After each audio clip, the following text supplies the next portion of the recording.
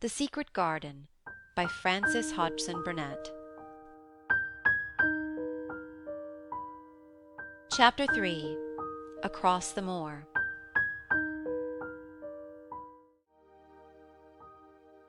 She slept a long time, and when she awakened Mrs. Medlock had brought a lunch-basket at one of the stations, and they had some chicken and cold beef and bread and butter and some hot tea.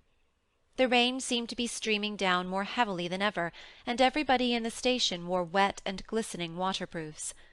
The guard lighted the lamps in the carriage, and Mrs. Medlock cheered up very much over her tea and chicken and beef. She ate a great deal, and afterward fell asleep herself, and Mary sat and stared at her, and watched her fine bonnet slip on one side, until she herself fell asleep once more in the corner of the carriage, lulled by the splashing of the rain against the windows. It was quite dark when she awakened again. The train had stopped at a station, and Mrs. Medlock was shaking her. "You have had a sleep," she said. "It's time to open your eyes. We're at Thwaite Station. We've got a long drive before us." Mary stood up and tried to keep her eyes open while Mrs. Medlock collected her parcels. The little girl did not offer to help her, because in India native servants always picked up or carried things, and it seemed quite proper that other people should wait on one. The station was a small one, and nobody but themselves seemed to be getting out of the train. The station-master spoke to Mrs. Medlock in a rough, good-humoured way, pronouncing his words in a queer, broad fashion, which Mary found out afterward was Yorkshire. "I see thou's got back," he said. "And thou's brought the young un with thee." "Aye, that's her," answered Mrs. Medlock, speaking with a Yorkshire accent herself, and jerking her head over her shoulder toward Mary. "How's thy missus?" "Well enow. The carriage is waiting outside for thee." A brougham stood on the road before the little outside platform. Mary saw that it was a smart carriage, and that it was a smart footman who helped her in. His long waterproof coat and the waterproof covering of his hat were shining and dripping with rain, as everything was, the burly station-master included. When he shut the door, mounted the box with the coachman, and they drove off, the little girl found herself seated in a comfortably cushioned corner, but she was not inclined to go to sleep again. She sat and looked out of the window, curious to see something of the road over which she was being driven, to the queer place Mrs. Medlock had spoken of.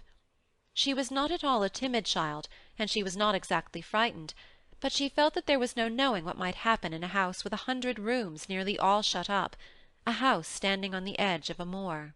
"What is a moor?" she said suddenly to Mrs. Medlock. "Look out of the window in about 10 minutes and you'll see," the woman answered. "We've got to drive 5 miles across Misselmoor before we get to the manor. You won't see much, because it's a dark night, but you can see something." Mary asked no more questions, but waited in the darkness of her corner, keeping her eyes on the window. The carriage lamps cast rays of light a little distance ahead of them, and she caught glimpses of the things they passed. After they had left the station, they had driven through a tiny village, and she had seen whitewashed cottages and the lights of a public-house. Then they had passed a church and a vicarage and a little shop-window or so in a cottage with toys and sweets and odd things set out for sale. Then they were on the high-road, and she saw hedges and trees. After that there seemed nothing different for a long time, or at least it seemed a long time to her. At last the horses began to go more slowly, as if they were climbing uphill, and presently there seemed to be no more hedges and no more trees. She could see nothing, in fact, but a dense darkness on either side. She leaned forward and pressed her face against the window, just as the carriage gave a big jolt. "Yea, we're on the moor now, sure enough," said Mrs. Medlock. The carriage lamps shed a yellow light on a rough-looking road, which seemed to be cut through bushes and low-growing things, which ended in that great expanse of dark apparently spread out before and around them. A wind was rising, and making a singular, wild, low, rushing sound. It's not the sea, is it?" said Mary, looking round at her companion. "No, not it," answered Mrs. Medlock. "Nor it isn't fields nor mountains. It's just miles and miles and miles of wild land that nothing grows on but heather and gorse and broom, and nothing lives on but wild ponies and sheep." "I feel as if it might be the sea, if there were water on it," said Mary. "It sounds like the sea just now." "That's just the wind blowing through the bushes," Mrs. Medlock said. "It's a wild, dreary enough place to my mind. though there's plenty that likes it, particularly when the heather's in bloom.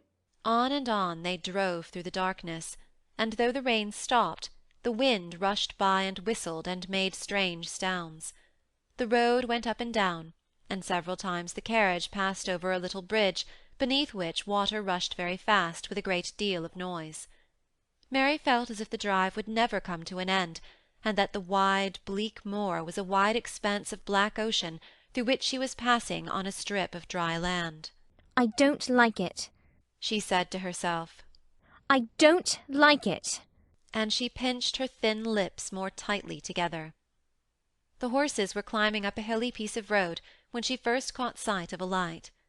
Mrs. Medlock saw it as soon as she did, and drew a long sigh of relief. "Eh, I am glad to see that bit of light twinkling," she exclaimed. "It's the light in the lodge window. We shall get a good cup of tea after a bit, at all events." It was after a bit, as she said, for when the carriage passed through the park gates there was still 2 miles of avenue to drive through, and the trees, which nearly met overhead, made it seem as if they were driving through a long, dark vault. They drove out of the vault into a clear space, and stopped before an immensely long but low-built house, which seemed to ramble round a stone court. At first Mary thought that there were no lights at all in the windows, but as she got out of the carriage she saw that one room in a corner upstairs showed a dull glow. The entrance door was a huge one made of massive, curiously shaped panels of oak, studded with big iron nails and bound with great iron bars. It opened into an enormous hall, which was so dimly lighted that the faces in the portraits on the walls, and the figures in the suits of armour, made Mary feel that she did not want to look at them. As she stood on the stone floor, she looked a very small, odd little black figure, and she felt as small and lost and odd as she looked. A neat, thin old man stood near the manservant who opened the door for them. "You are to take her to her room," he said in a husky voice. "He doesn't want to see her. He's going to London in the morning." "Very well, Mr. Pitcher," Mrs. Medlock answered. "So long as I know what's expected of me, I can manage."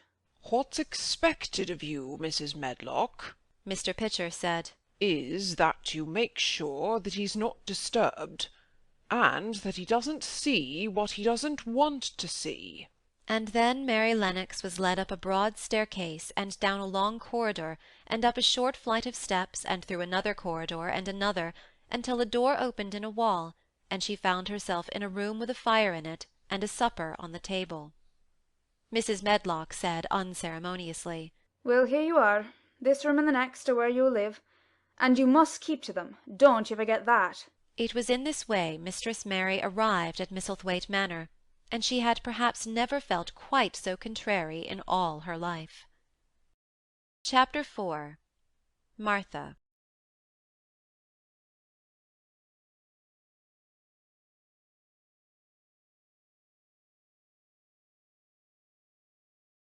When she opened her eyes in the morning, it was because a young housemaid had come into her room to light the fire, and was kneeling on the hearth-rug raking out the cinders noisily.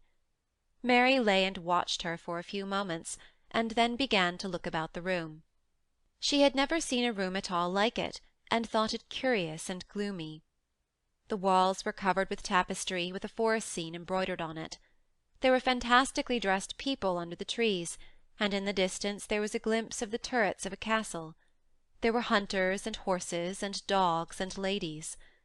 Mary felt as if she were in the forest with them. Out of a deep window she could see a great climbing stretch of land which seemed to have no trees on it, and to look rather like an endless, dull, purplish sea. What is that? she said, pointing out of the window. Martha, the young housemaid, who had just risen to her feet, looked and pointed also. "That there?" she said. Yes. "That's the moor," with a good-natured grin. "Does thee like it?" No. answered Mary. I hate it. "That's because thou'rt not used to it," Martha said, going back to her hearth. "Thou thinks it's too big and bare now, but thou will like it." Do you? inquired Mary. "Ay, that I do," answered Martha, cheerfully polishing away at the grate. "I just love it. It's none bare. It's covered wi' growing things as smells sweet, It's fair lovely in spring and summer, when the gorse and broom and heather's in flower. It smells o' honey, and there's such a lot of fresh air, and the sky looks so high, and the bees and skylarks make such a nice noise humming and singing. I wouldn't live away from the moor for anything." Mary listened to her with a grave, puzzled expression. The native servants she had been used to in India were not in the least like this. They were obsequious and servile, and did not presume to talk to their masters as if they were their equals. They made salams, and called them "protector of the poor," and names of that sort. Indian servants were commanded to do things, not asked. It was not the custom to say please and thank you, and Mary had always slapped her ayah in the face when she was angry. She wondered a little what this girl would do if one slapped her in the face. She was a round, rosy, good-natured looking creature, but she had a sturdy way which made Mistress Mary wonder if she might not even slap back, if the person who slapped her was only a little girl. "You are a strange servant," she said from her pillows rather haughtily. Martha sat up on her heels with her blacking-brush in her hand and laughed, without seeming the least out of temper. "I know that," she said. "If there was a grand missus at Misselthwaite, I should never have been even one of the under housemaids. I might have been let to be scullery maid, but I'd never have been let upstairs. I'm too common, and I talk too much Yorkshire. But this is a funny house for all it's so grand. Seems like there's neither master nor mistress, except Mr. Pitcher and Mrs. Medlock. Mr. Craven, he won't be troubled about anything when he's here, and he's nearly always away. Mrs. Medlock gave me the place out of kindness. She told me she could never have done it if Misselthwaite had been like other big houses." "Are you going to be my servant?" Mary asked, still in her imperious little Indian way. Martha began to rub her grate again. "I'm Mrs. Medlock's servant," she said stoutly, "and she is Mr. Craven's, but I'm to do the housemaid's work up here, and wait on you a bit. But you won't need much waiting on." "Who is going to dress me?"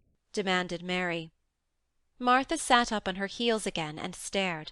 She spoke in broad Yorkshire in her amazement. "Canna dress the sen?" she said.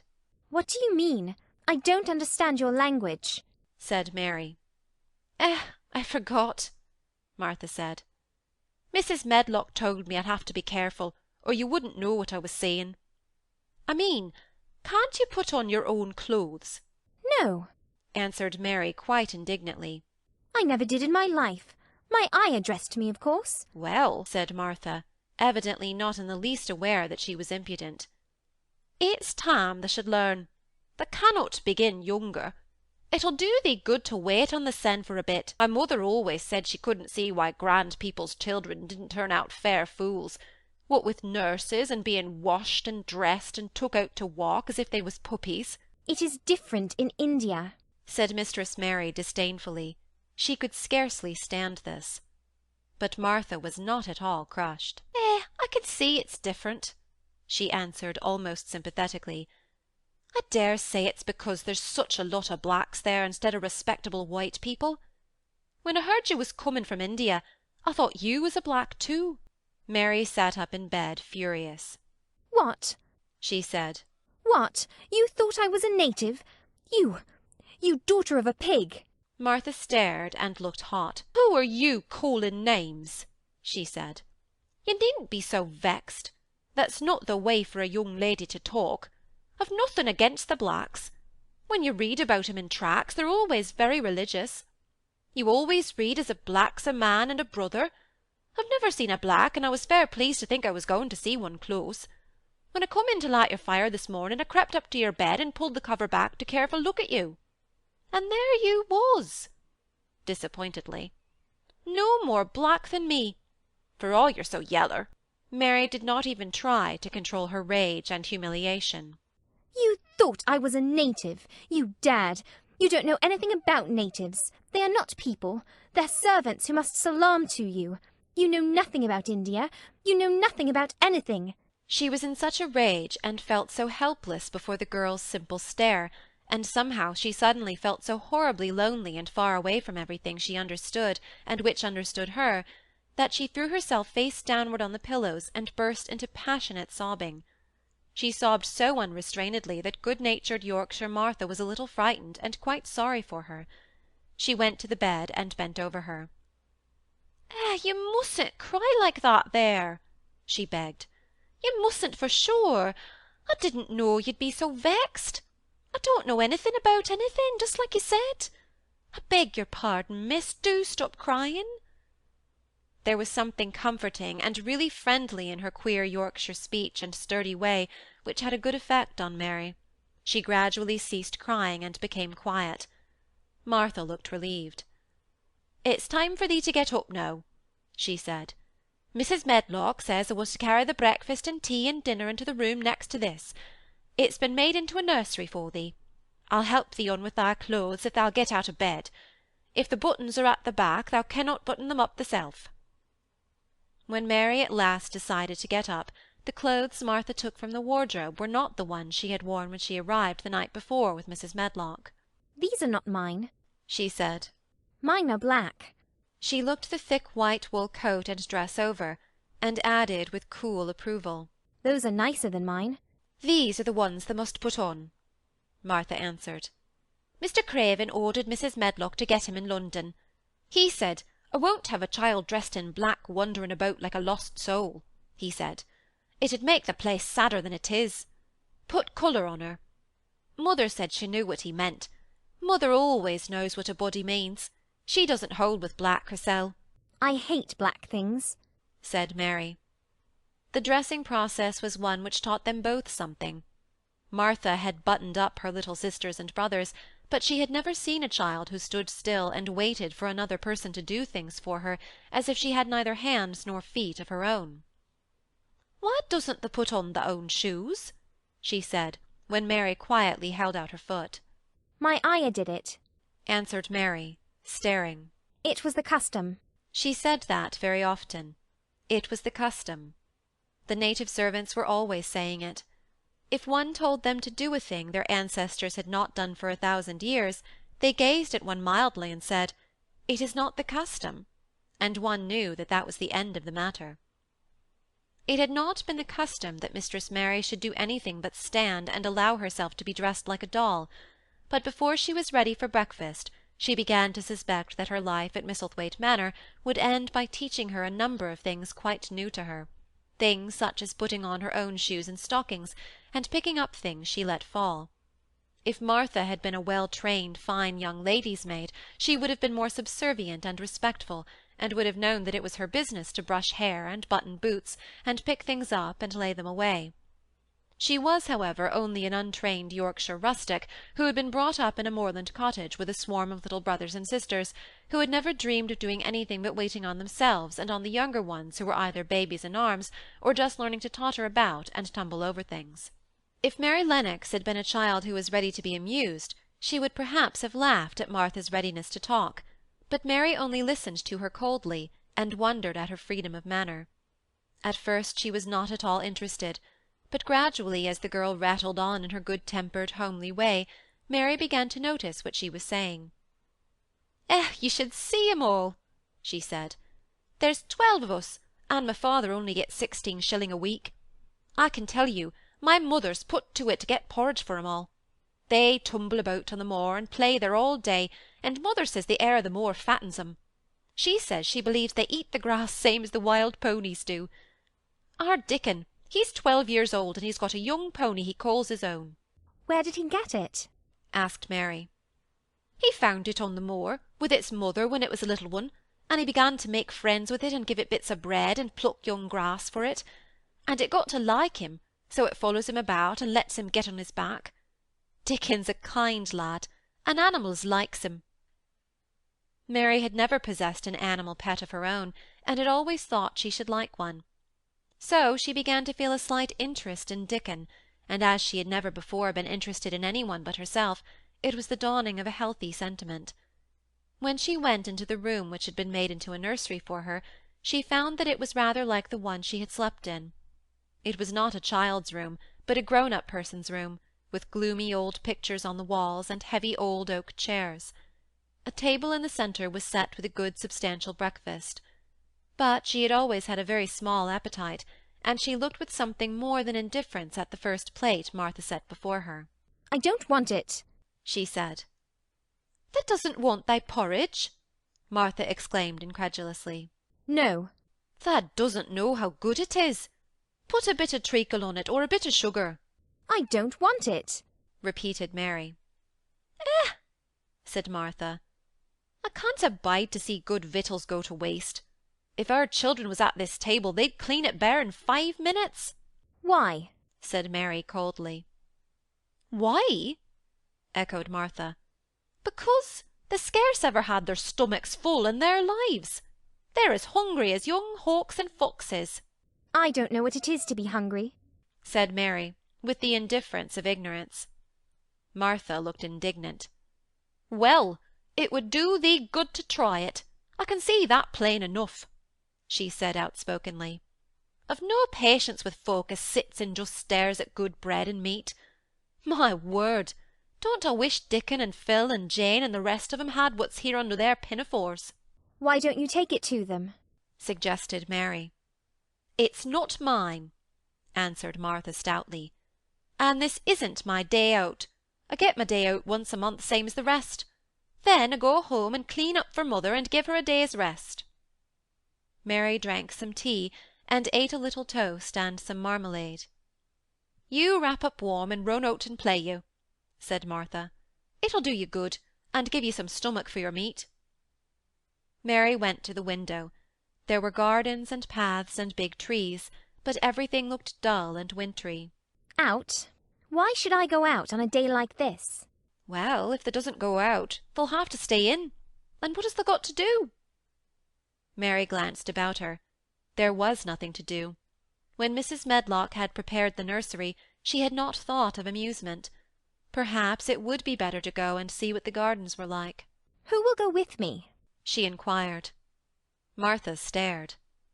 You'll go by yourself? She answered. You'll have to learn to play like other children does when they haven't got sisters and brothers. Our Dickon goes off on the moor by himself and plays for hours. That's how he made friends with the pony. He's got sheep on the moor that knows him, and birds as come and eats out of his hand. However little there is to eat, he always saves a bit of his bread to coax his pets. It was really this mention of Dickon which made Mary decide to go out, though she was not aware of it. There would be birds outside, though there would not be ponies or sheep. They would be different from the birds in India, and it might amuse her to look at them. Martha found her coat and hat for her, and a pair of stout little boots, and she showed her her way downstairs. If they goes round that way, they'll come to the gardens, she said, pointing to a gate in a wall of shrubbery. There's lots of flowers in summer-time, but there's nothing blooming now. She seemed to hesitate a second before she added, One of the gardens is locked up. No one has been in it for 10 years. Why? Asked Mary in spite of herself. Here was another locked door added to the 100 in this strange house. Mr. Craven had it shut when his wife died so sudden. He won't let no one go inside. It was her garden. He locked the door and dug a hole and buried the key. Oh, there's Mrs. Medlock's bell ringing. I must run. After she was gone, Mary turned down the walk which led to the door in the shrubbery. She could not help thinking about the garden which no one had been into for 10 years. She wondered what it would look like, and whether there were any flowers still alive in it. When she had passed through the shrubbery gate, she found herself in great gardens, with wide lawns and winding walks with clipped borders. There were trees and flower-beds and evergreens clipped into strange shapes, and a large pool with an old grey fountain in its midst. But the flower-beds were bare and wintry, and the fountain was not playing. This was not the garden which was shut up. How could a garden be shut up? You could always walk into a garden. She was just thinking this, when she saw that at the end of the path she was following there seemed to be a long wall with ivy growing over it. She was not familiar enough with England to know that she was coming upon the kitchen gardens, where the vegetables and fruit were growing. She went toward the wall, and found that there was a green door in the ivy, and that it stood open. This was not the closed garden, evidently, and she could go into it. She went through the door and found that it was a garden with walls all round it, and that it was only one of several walled gardens which seemed to open into one another. She saw another open green door, revealing bushes and pathways between beds containing winter vegetables. Fruit trees were trained flat against the wall, and over some of the beds there were glass frames. The place was bare and ugly enough, Mary thought, as she stood and stared about her. It might be nicer in summer when things were green, but there was nothing pretty about it now. Presently an old man with a spade over his shoulder walked through the door leading from the second garden. He looked startled when he saw Mary, and then touched his cap. He had a surly old face, and did not seem at all pleased to see her. But then she was displeased with his garden, and wore her quite contrary expression, and certainly did not seem at all pleased to see him. "What is this place?" she asked.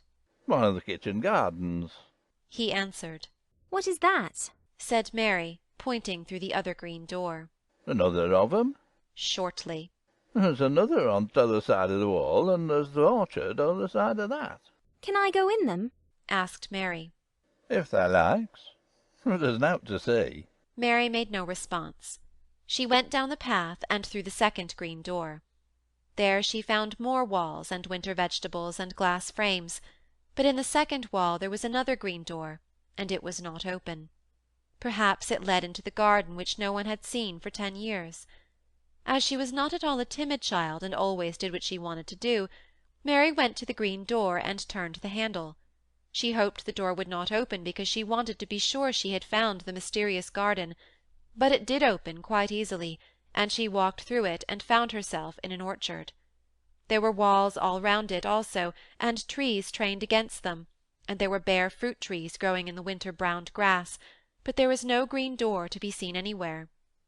Mary looked for it, and yet when she had entered the upper end of the garden, she had noticed that the wall did not seem to end with the orchard, but to extend beyond it as if it enclosed a place at the other side. She could see the tops of trees above the wall, and when she stood still, she saw a bird with a bright red breast sitting on the topmost branch of one of them, and suddenly he burst into his winter song, almost as if he had caught sight of her, and was calling to her. She stopped and listened to him, and somehow his cheerful, friendly little whistle gave her a pleased feeling. Even a disagreeable little girl may be lonely, and the big closed house, and big bare moor, and big bare gardens had made this one feel as if there was no one left in the world but herself. If she had been an affectionate child who had been used to being loved, she would have broken her heart. But even though she was Mistress Mary quite contrary, she was desolate, and the bright-breasted little bird brought a look into her sour face which was almost a smile. She listened to him until he flew away. He was not like an Indian bird, and she liked him, and wondered if she should ever see him again. Perhaps he lived in the mysterious garden and knew all about it. Perhaps it was because she had nothing whatever to do that she thought so much of the deserted garden. She was curious about it, and wanted to see what it was like. Why had Mr. Archibald Craven buried the key? If he had liked his wife so much, why did he hate her garden? She wondered if she should ever see him, but she knew that if she did she should not like him, and he would not like her, and that she should only stand and stare at him and say nothing, though she should be wanting dreadfully to ask him why he had done such a queer thing. "People never like me, and I never like people," she thought. "And I never can talk as the Crawford children could. They were always talking and laughing and making noises." She thought of the robin and of the way he seemed to sing his song at her, and as she remembered the tree-top he perched on, she stopped rather suddenly on the path. "I believe that tree was in the secret garden. I feel sure it was," she said. "There was a wall round the place, and there was no door." She walked back into the first kitchen garden she had entered, and found the old man digging there. She went and stood beside him and watched him a few moments in her cold little way. He took no notice of her, and so at last she spoke to him. "I have been into the other gardens," she said. "There was nothing to prevent thee," he answered crustily. "I went into the orchard." "There was no dog at the door to bite thee," he answered. "There was no door there into the other garden," said Mary. "What garden?" he said in a rough voice, stopping his digging for a moment. The one on the other side of the wall, answered Mistress Mary. There are trees there. I saw the tops of them. A bird with a red breast was sitting on one of them, and he sang. To her surprise, the surly old weather-beaten face actually changed its expression. A slow smile spread over it, and the gardener looked quite different. It made her think that it was curious how much nicer a person looked when he smiled. She had not thought of it before. He turned about to the orchard side of his garden and began to whistle, a low, soft whistle. She could not understand how such a surly man could make such a coaxing sound. Almost the next moment a wonderful thing happened. She heard a soft little rushing flight through the air, and it was the bird with the red breast flying to them, and he actually alighted on the big clod of earth quite near to the gardener's foot. Here he is, chuckled the old man, and then he spoke to the bird as if he were speaking to a child. Where's thou been, that cheeky little beggar? He said. I've not seen thee before to-day. Hast thou begun thy courting this early in the season? Not too forward. The bird put his tiny head on one side, and looked up at him with his soft, bright eye, which was like a black dewdrop. He seemed quite familiar, and not the least afraid. He hopped about and pecked the earth briskly, looking for seeds and insects. It actually gave Mary a queer feeling in her heart, because he was so pretty and cheerful, and seemed so like a person. He had a tiny plump body and a delicate beak, and slender, delicate legs. Will he always come when you call him? She asked, almost in a whisper. Ay, that he will. I've known him ever since he was a fledgling. He came out of the nest in the other garden, and when first he flew over the wall he was too weak to fly back for a few days, and we got friendly. When he went over the wall again, the rest of the brood was gone, and he was lonely, and he came back to me. What kind of a bird is he? Mary asked. Doesn't thou know? He's a robin redbreast, and they're the friendliest, curious birds alive. They're almost as friendly as dogs, if you know how to get on with 'em. Watch him pecking about then, looking around at us now and again. He knows we're talking about him. It was the queerest thing in the world to see the old fellow. He looked at the plump little scarlet waistcoated bird as if he were both proud and fond of him. Oh, he's the conceited one. He chuckled. He likes to hear folk talking about him. And curious. Bless me, there never was his like for curiosity and meddling. He's always coming to see what I'm planting. He knows all the things that Mr. Craven never troubles himself to find out. He's head gardener, he is. The robin hopped about, busily pecking the soil, and now and then stopped and looked at them a little.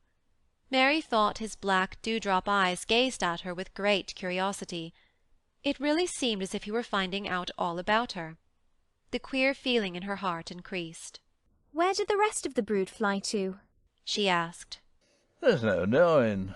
The old ones turn them out of their nest and make 'em fly, and they're scattered before you know it. This one was a knowing one, and he knew he was lonely. Mistress Mary went a step nearer to the robin, and looked at him very hard. I'm lonely, she said. She had not known before that this was one of the things which made her feel sour and cross. She seemed to find it out when the robin looked at her, and she looked at the robin. The old gardener pushed his cap back on his bald head and stared at her for a minute. Art thou the little wench from India? He asked. Mary nodded. Oh, then no wonder thou'rt lonely. Thou'lt be lonely afore thou's done, he said. He began to dig again, driving his spade deep into the rich black garden soil, while the robin hopped about very busily employed. What is your name? Mary inquired. He stood up to answer her. Ben Weatherstaff, he answered, and then he added with a surly chuckle. I'm lonely myself, except when he's with me. And he jerked his thumb toward the robin. He's the only friend I've got. I have no friends at all, said Mary. I never had. My ayah didn't like me, and I never played with anyone. It is a Yorkshire habit to say what you think with blunt frankness, and old Ben Weatherstaff was a Yorkshire moorman. And thou and me are a good bit alike, he said. We was wove out the same cloth. We're neither of us good-looking, and we're both of us as sour as we look. We've got the same nasty tempers, both of us, I'll warrant." This was plain speaking, and Mary Lennox had never heard the truth about herself in her life. Native servants always salaamed and submitted to you whatever you did. She had never thought much about her looks, but she wondered if she was as unattractive as Ben Weatherstaff, and she also wondered if she looked as sour as he had looked before the robin came. She actually began to wonder also if she was nasty-tempered. She felt uncomfortable. Suddenly a clear, rippling little sound broke out near her, and she turned round.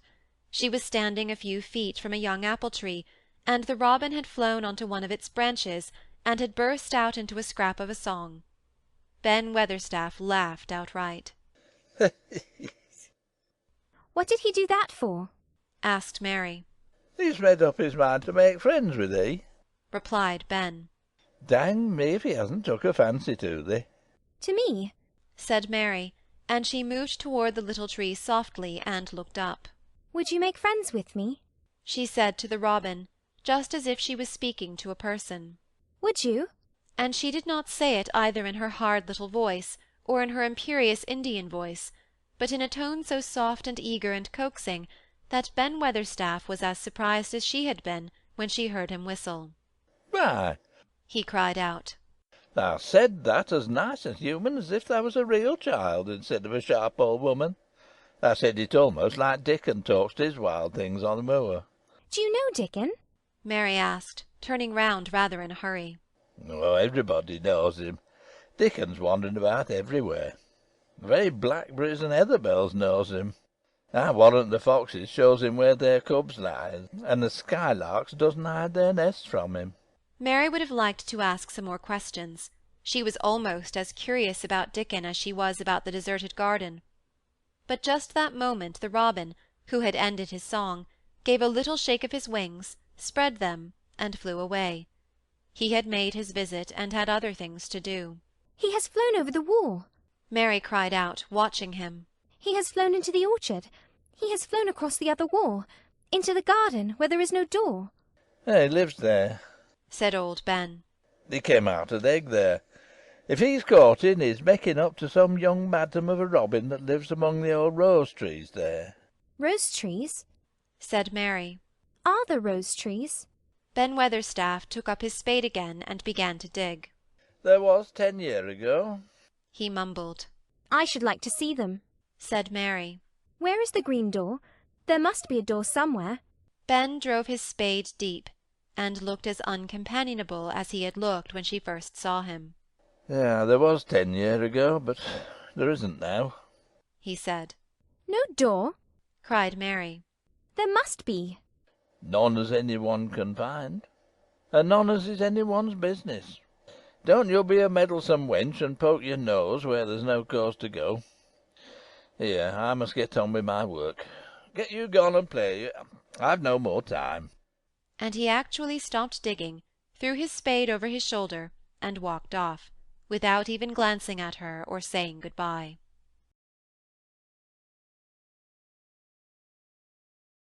Chapter 5. The Cry in the Corridor.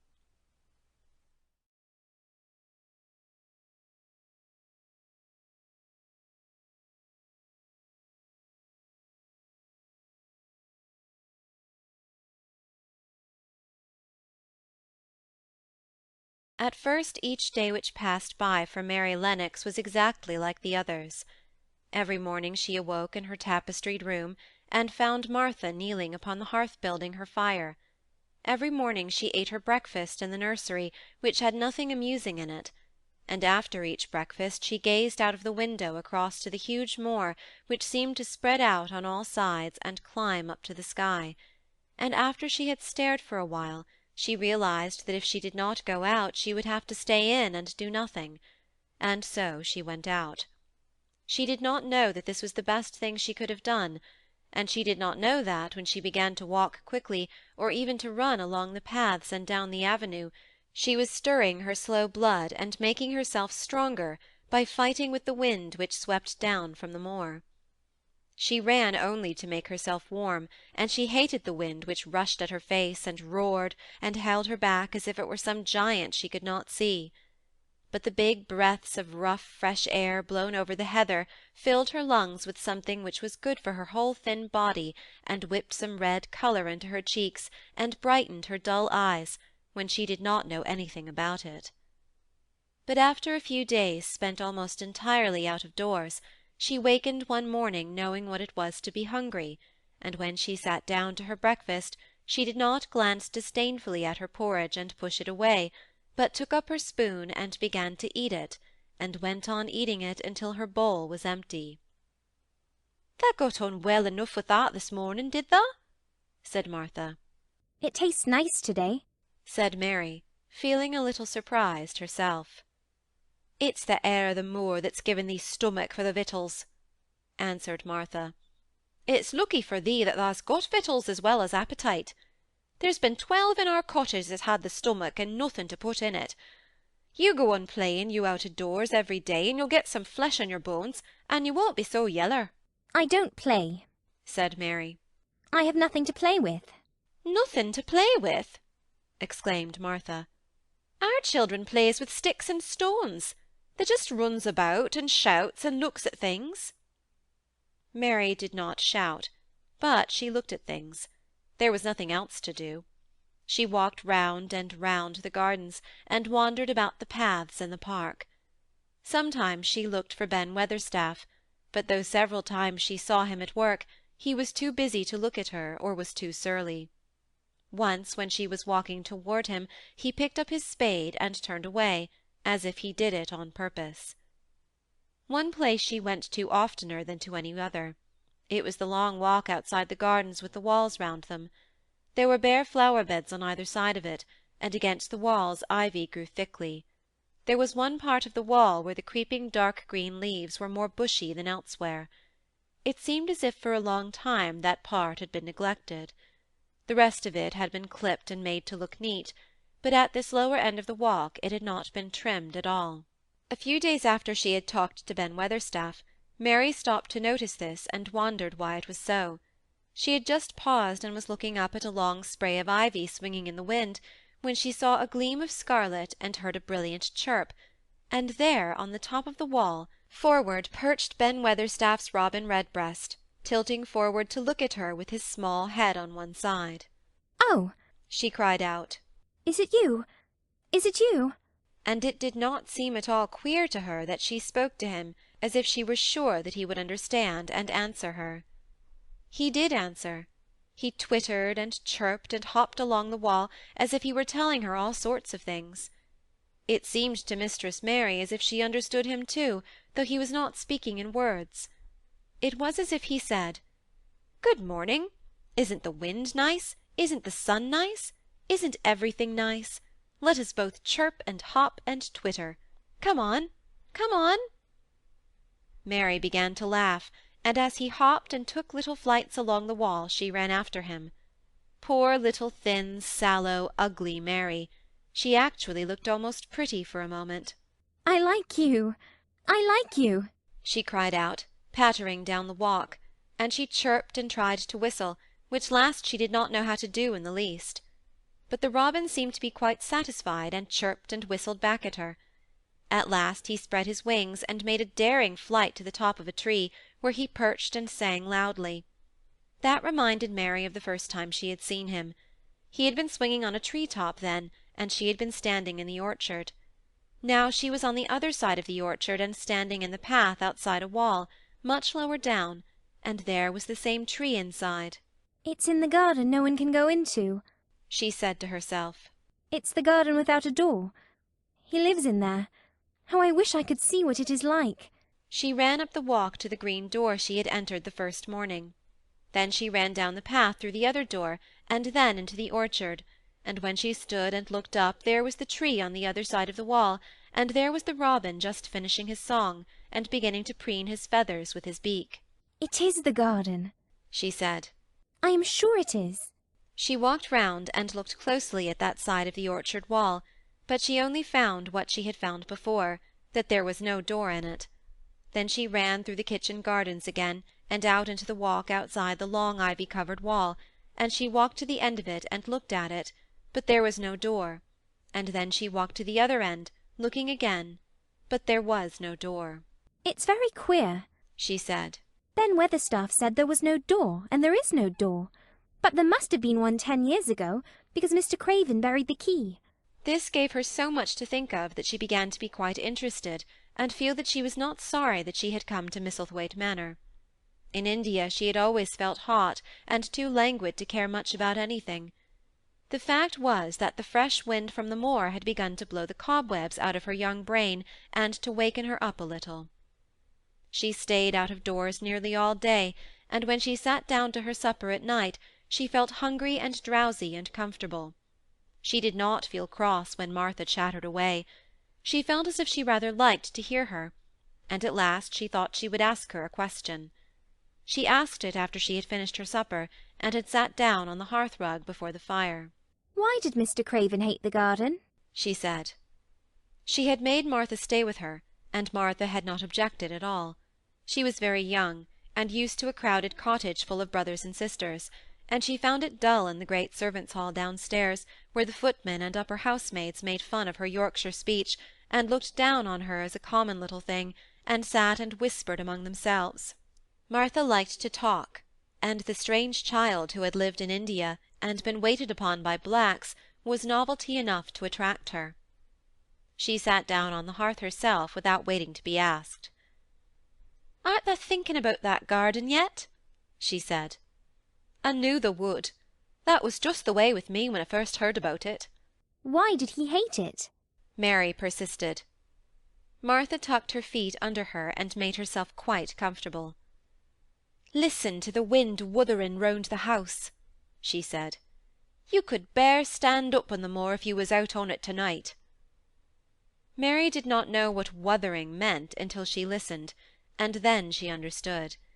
It must mean that hollow, shuddering sort of roar which rushed round and round the house, as if the giant no one could see were buffeting it and beating at the walls and windows to try and break in.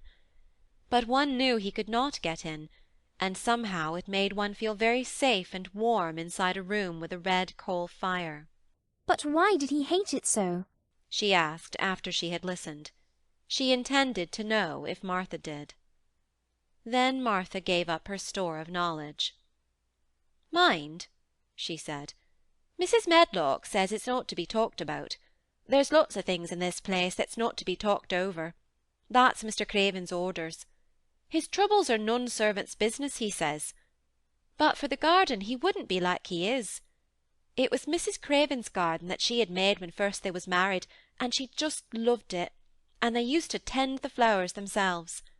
And none of the gardeners was ever let go in. Him and her used to go in and shut the door and stay there hours and hours, reading and talking. And she was just a bit of a girl, and there was an old tree with a branch bent like a seat in it. And she made roses grow over it, and she used to sit there. But one day when she was sitting there, the branch broke, and she fell on the ground and was hurt so bad that the next day she died. The doctors thought he'd go out of his mind and die too. That's why he hates it. No one's ever gone in since, and he won't let anyone talk about it." Mary did not ask any more questions. She looked at the red fire and listened to the wind wuthering. It seemed to be wuthering louder than ever. At that moment a very good thing was happening to her. 4 good things had happened to her, in fact, since she came to Misselthwaite Manor. She had felt as if she had understood a robin, and that he had understood her. She had run in the wind until her blood had grown warm. She had been healthily hungry for the first time in her life, and she had found out what it was to be sorry for someone. But as she was listening to the wind, she began to listen to something else. She did not know what it was, because at first she could scarcely distinguish it from the wind itself. It was a curious sound. It seemed almost as if a child were crying somewhere. Sometimes the wind sounded rather like a child crying, but presently Mistress Mary felt quite sure this sound was inside the house, not outside it. It was far away, but it was inside. She turned round and looked at Martha. "Do you hear anyone crying?" she said. Martha suddenly looked confused. "No," she answered. "It's the wind.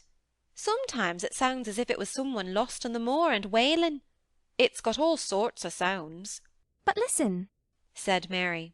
it's in the house, down one of those long corridors. And at that very moment a door must have been opened somewhere downstairs, for a great rushing draught blew along the passage, and the door of the room they sat in was blown open with a crash, and as they both jumped to their feet, the light was blown out, and the crying sound was swept down the far corridor, so that it was to be heard more plainly than ever. There! said Mary. I told you so. It is someone crying, and it isn't a grown-up person. Martha ran and shut the door and turned the key, but before she did it they both heard the sound of a door in some far passage shutting with a bang, and then everything was quiet, for even the wind ceased wuthering for a few moments. "It was the wind," said Martha stubbornly. "And if it wasn't, it was little Betty Butterworth, the scullery maid. She's had the toothache all day." But something troubled and awkward in her manner made Mistress Mary stare very hard at her. She did not believe she was speaking the truth. End of chapter 5.